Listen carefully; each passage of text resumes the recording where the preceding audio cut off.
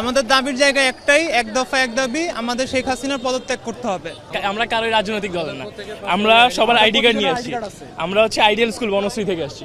এরা হলো কঠোরতম আওয়ামী দালাল, বিভিন্ন সেক্টরে তো দালাল তৈরি করেছে, এটা পেশাজীবী দালাল। সো এটা আমাদেরকে একটু খেয়াল করে রাখতে হবে।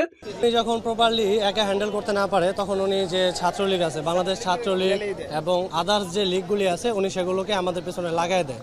কেন লাগাই দেয়? যেন আমাদেরকে ওনারা প্রপারলি একটা দমন করতে পারে আর উনি ওনার নিজের গতি ঠিক মতো করে রাখতে পারে।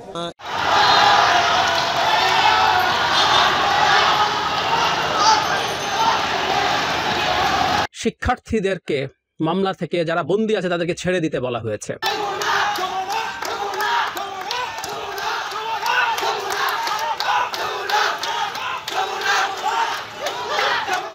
শামীম ওসমান পালিয়েছে বলে নিউজ এসছে বাংলা আউটলুকে। এখন কেউ কেউ আবার নিউজ করছে, তার ছেলে ভিডিও দিয়ে বলছে যে না আমি তো এখানেই আছি। হ্যাঁ, সবার ভিসা হয়েছিল, ওই ডকুমেন্ট বাংলা আউটলুক দিয়েছে। শামীম ওসমান দেশে থাকলে শামীম ওসমান নিজে এসে মাঠে এসে দেখাক। আওয়ামী লীগ তো বিভিন্ন জায়গায় বসে আছে প্রতিহত করার জন্য। শামীম ওসমান বসুক, তারপর ভিডিও করে সবাইকে দিক।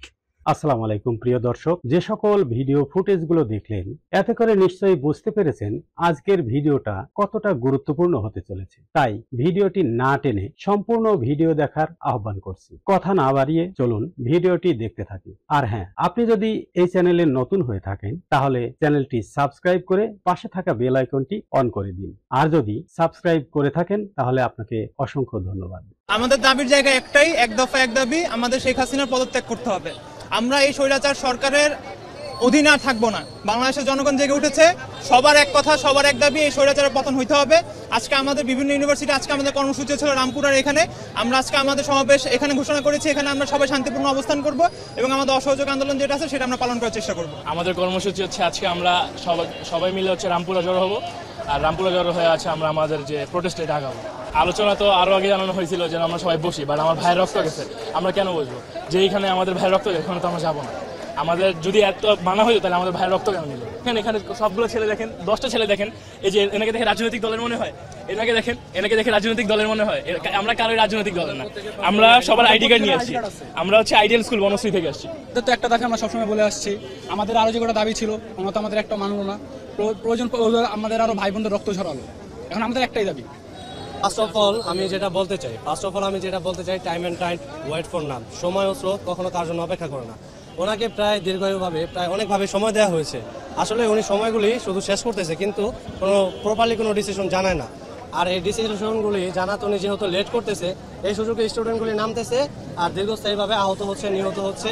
উনি শুধু এটাই চাচ্ছে যে আমি ডিসিশন পরে জানাবো, স্টুডেন্ট মরুক, সেটা নিয়ে তার কোনো মাথা ব্যথা নাই। উনি যখন প্রপারলি একা হ্যান্ডেল করতে না পারে তখন উনি যে ছাত্রলীগ আছে, বাংলাদেশ ছাত্রলীগ এবং আদার্স যে লীগগুলি আছে, উনি সেগুলোকে আমাদের পেছনে লাগাই দেয়। কেন লাগাই দেয়? যেন আমাদেরকে ওনারা প্রপারলি একটা দমন করতে পারে আর উনি ওনার নিজের গতি ঠিক মতো করে রাখতে পারে।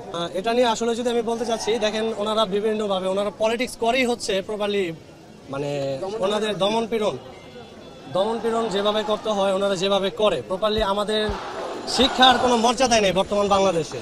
যে আমরা অবশ্যই শান্তিপূর্ণভাবে আমরা আমাদের দাবি দাওয়া তুলে ধরতেছি, কারণ আমরা সাধারণ ছাত্ররা কোনোদিন তাদের মতো আমরা উচ্ছৃঙ্খল না, আমরা শান্তিপূর্ণভাবে সমাবেশ করি। কিন্তু তারা কি করে? তারা উল্টো অ্যাটাক করে।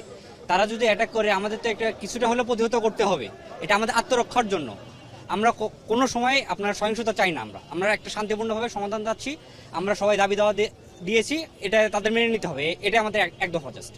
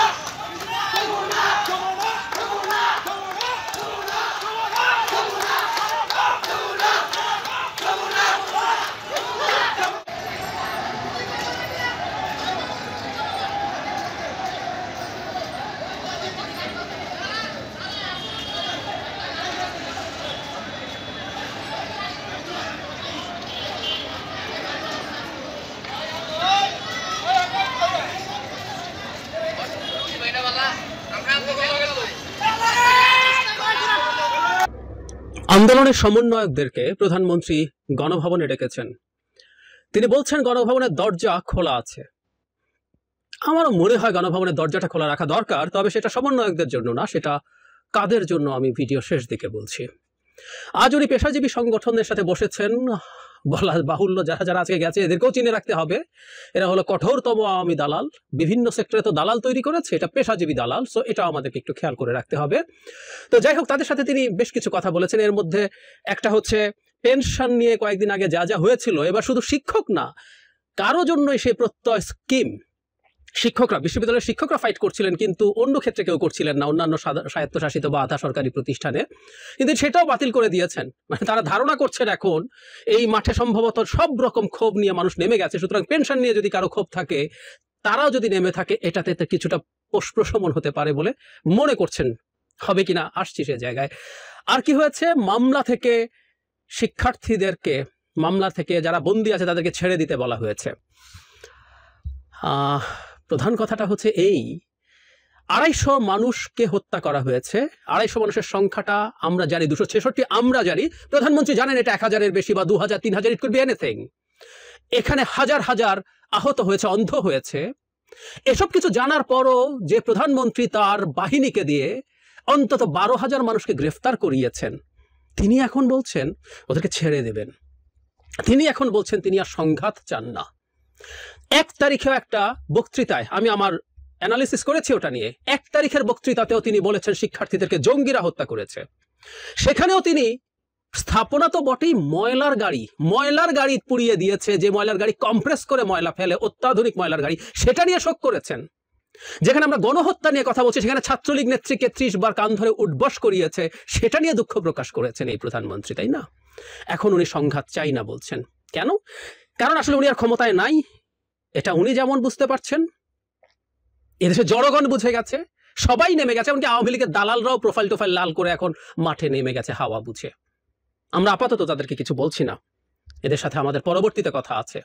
লোকজন পালাচ্ছে, শামীম ওসমান পালিয়েছে বলে নিউজ এসছে বাংলা আউটলুকে। এখন কেউ কেউ আবার নিউজ করছে, তার ছেলে ভিডিও দিয়ে বলছে যে না আমি তো এখানেই আছি। হ্যাঁ, সবার ভিসা হয়েছিল, ওই ডকুমেন্ট বাংলা আউটলুক দিয়েছে। শামীম ওসমান দেশে থাকলে শামীম ওসমান নিজে এসে মাঠে এসে দেখাক, আওয়ামী লীগ তো বিভিন্ন জায়গায় বসে আছে প্রতিহত করার জন্য। শামীম ওসমান বসুক, তারপর ভিডিও করে সবাইকে দিক।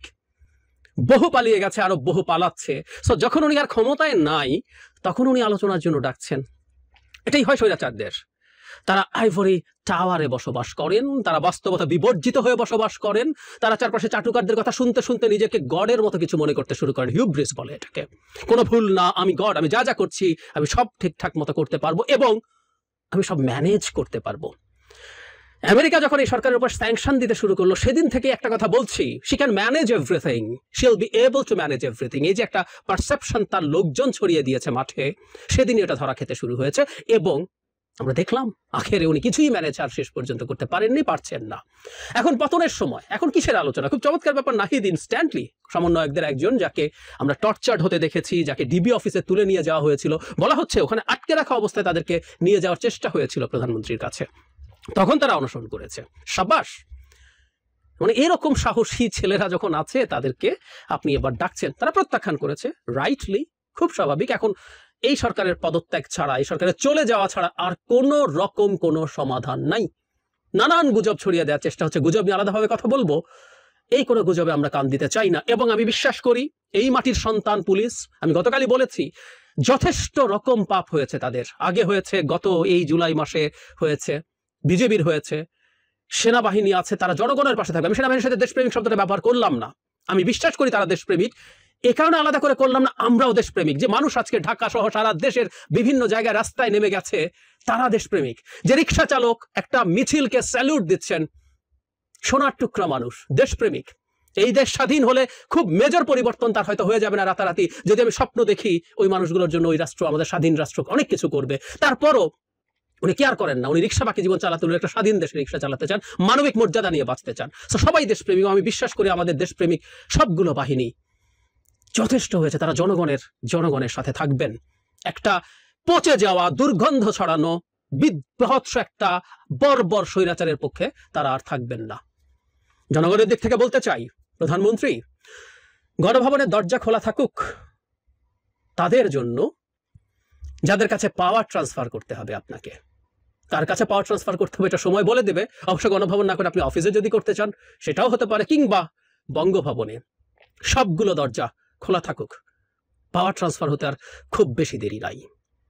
প্রিয় দর্শক, সম্পূর্ণ ভিডিওটি দেখার জন্য আপনাকে ধন্যবাদ। ভিডিওটি দেখে কি উপলব্ধি করতে পারলেন তা কমেন্টে লিখুন। ফিরছি আগামী কোনো ভিডিওতে নতুন কোনো টপিক নিয়ে। ততক্ষণ পর্যন্ত ভালো থাকবেন, সুস্থ থাকবেন, এই শুভকামনায় আজ এ পর্যন্তই। আল্লাহ হাফেজ।